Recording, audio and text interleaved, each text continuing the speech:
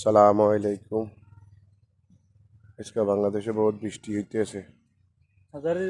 ক্ষেতের মধ্যে আলহামদুলিল্লাহ নতুন বাড়ির মধ্যে টমেটো ক্ষেত করলাম। মাশাল্লাহ টমেটো মাইরা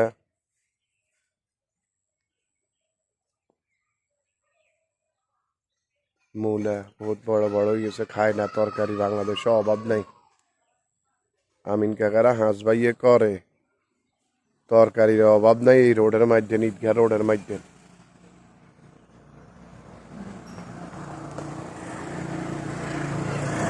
তরকারির অভাব নাই। বাংলাদেশে তরকারি বহুত,